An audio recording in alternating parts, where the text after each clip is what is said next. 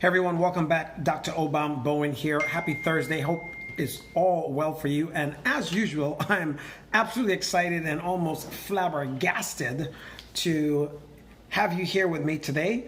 And I'm back. It is still 2021, which is the year of the one thing. And my one thing I chose this year, obviously, is growth. So let's continue with the message of growth today and share. But before we jump into that, let's talk about what my definition of growth really is. So my definition of growth is simply this: getting out of your comfort zone consistently. But let me put it into my definitive terms. Growth is consistently moving out of your current comfort zone. What that means is in life, in business, in anything that you do, you will get to a level where you become comfortable with doing it. And in order to grow to the next level, you must choose to get out of your comfort zone. For if you don't, you'll end up living a life of apathy, or your business will be in apathy. But we'll talk about apathy in the end of this video. But for today, let's jump right into the topic. Thank you all so much for those of you who are already in and sharing the hearts. I appreciate the love. Thank you, Dana. Good to see you on. It's been a while. So let's talk about today's topic. So today's one business law that's highly misunderstood. What's the word? Highly misunderstood. And I'm actually going to share how I've used it to triumph. Hey, Rock and Jojo, long time no see, my friend. Thank you so much for joining in today. So I want to talk to you about the one business law that is actually highly misunderstood and how I've used it. Thank you so much, my dear, to actually triumph in life and in business and everything that I do. And that, it's a biblical principle. It's a biblical law. It's really the law of expectation.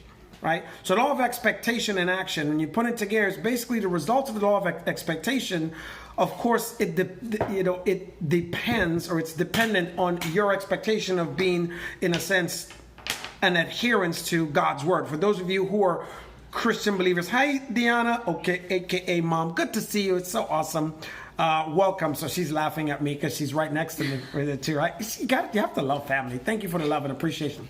So let's talk about the law of expectation in action.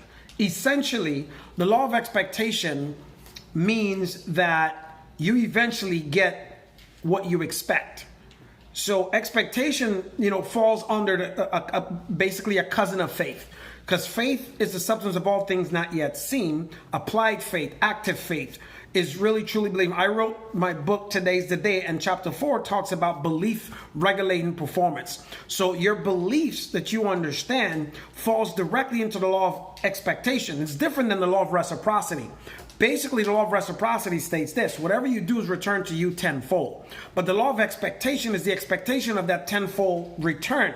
And the law of that tenfold return basically means on a day-to-day basis that whatever you view, positive or negative, if you expect it to happen to you, that day will happen. If you expect a bad day, it will happen. If you expect a good day, that will happen too. If you expect a joy in the midst of your challenges, that will happen too. I expected joy in the midst of my challenges years ago, and that joy showed up in a different form. It showed up in the form in the body of a little woman called Anna Now Bowen, used to be Melvin back then, but because she said yes after 7 years of pursuing, I guess my sales skills was not that good. It took me 7 years to close that sale. But I'm going to give this example. With the law of expectation, I expected her. Hey Joe, welcome buddy, good to see you. Awesome catching up earlier today. With the law of expectation, I knew that whatever I put out comes back tenfold, right? We get it.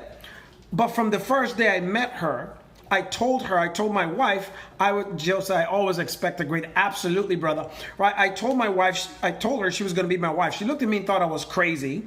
Well, 17 years later, look who's my wife. It only took 7 years, by the way, for her to say yes, which means my sales skills suck. So I couldn't really sell her on being my wife for 7 years.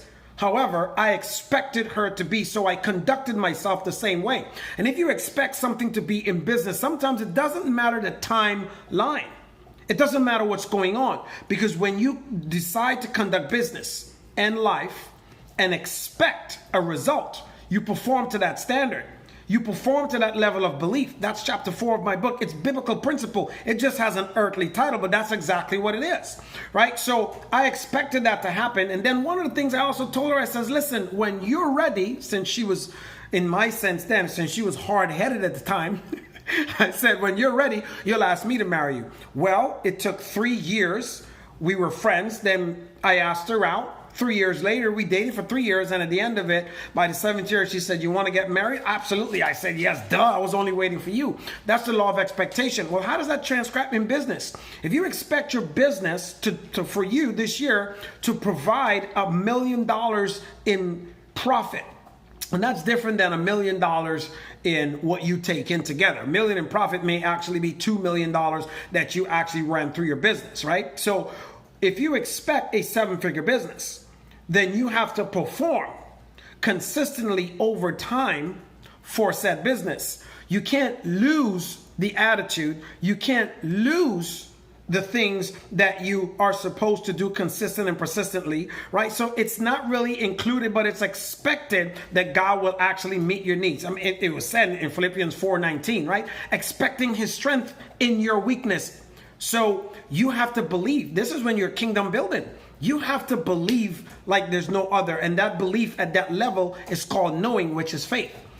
Believing something that's not there and knowing it is there, that is faith. I had the faith when I said to my wife, you will be my wife, the first day I met her, and I expected it to happen. For crying out loud, it took 7 years. That's a hard sell. I'm still selling today because she's still here, right? She didn't leave yet. That customer is still here. She's on a subscription-based program. Right? So that's the message for today. It's the law of expectation. So many people do when they fully, on the conscious level, they may expect. But when you don't get it, it's when you don't expect it on the subconscious level.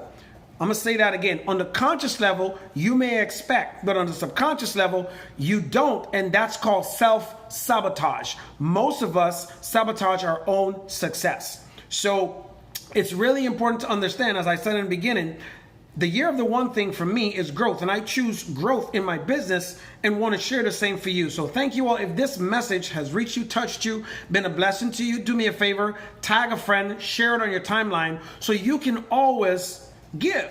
It's the law of reciprocity. Whatever is given to you and you accept, if you practice it, it will be returned to you tenfold. So if you're just taking this information and you're not giving, hey, you're going to get enough and eventually it's going to stop. The law of reciprocity, the law of be a go-giver. It's very important to give.